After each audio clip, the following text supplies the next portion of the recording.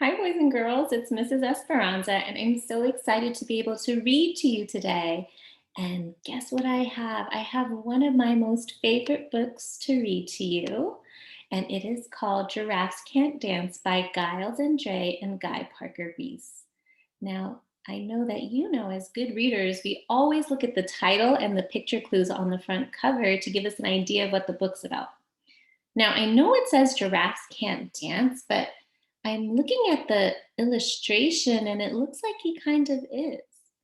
So that's making me wonder if maybe this book is going to be about how this giraffe, who supposedly shouldn't be able to know how to dance, will soon learn how to by the end of the story. Now, readers, do you think you can do me a huge favor? Great.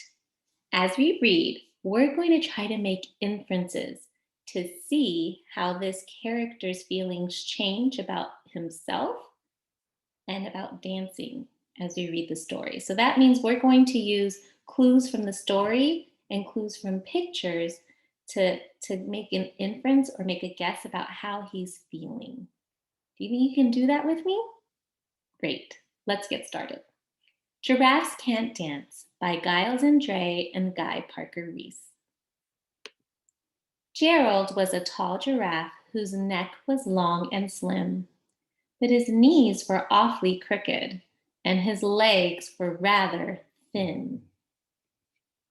He was very good at standing still and munching shoots off trees, but when he tried to run around, he buckled at the knees. Oh, poor Gerald. Look at him fall down. How do you think he's feeling here? What inference can you make from the picture? Maybe a little worried because his eyes are open and he's frowning. Maybe feeling a little clumsy because once he tries moving, he's falling down. So let's see what happens next in the story. Now, every year in Africa, they hold the jungle dance, where every single animal turns up to skip and prance. And this year, when the day arrived, poor Gerald felt so sad because when it came to dancing, he was really very bad. Uh-oh. Does he feel like he's a good dancer? No, not at all. Let's see what happens next. The warthog started waltzing, and the rhinos rock and rolled. The lions danced a tango that was elegant and bold. The chimps all did a cha-cha with a very Latin feel, and 8 baboons then teamed up for a splendid Scottish reel. Gerald swallowed bravely as he walked toward the floor, but the lions saw him coming, and they soon began to roar. "Hey, look at clumsy Gerald," the animals all sneered.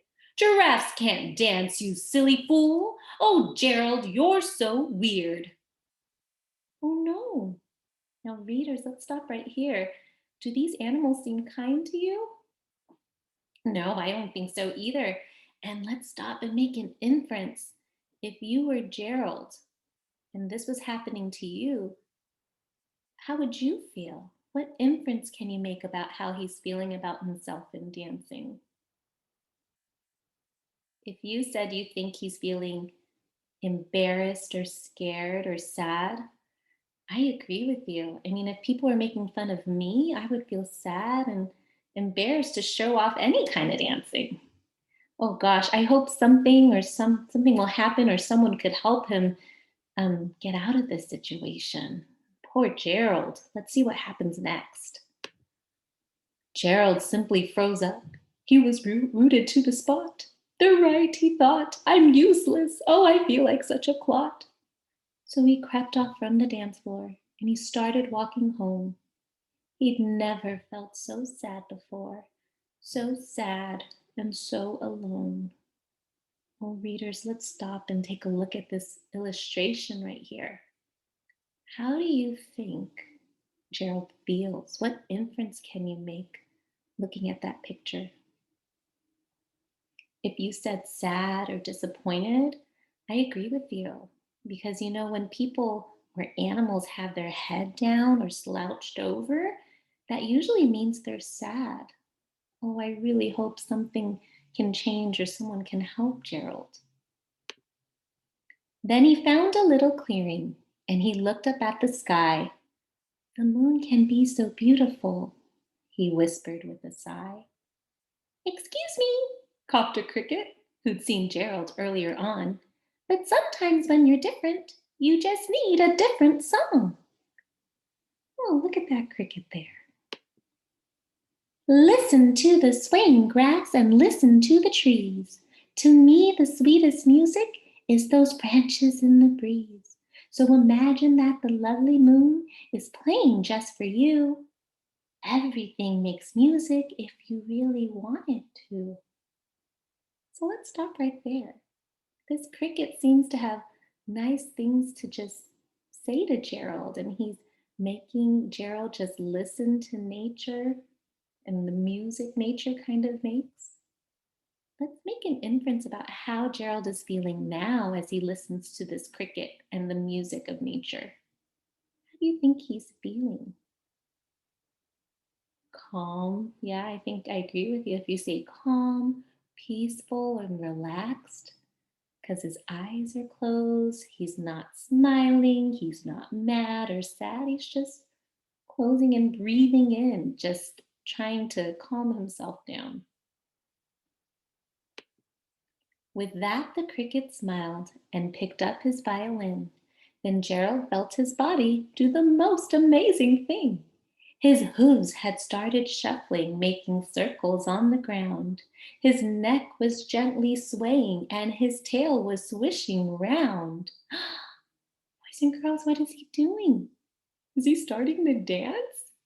Did that moment of calmness kind of help him relax and just let loose? I think so. Let's find out more. He threw his arms out sideways and he swung them everywhere. Then he did a backward somersault and leapt up in the air. Look at him go. Look how graceful he is. And look at his face.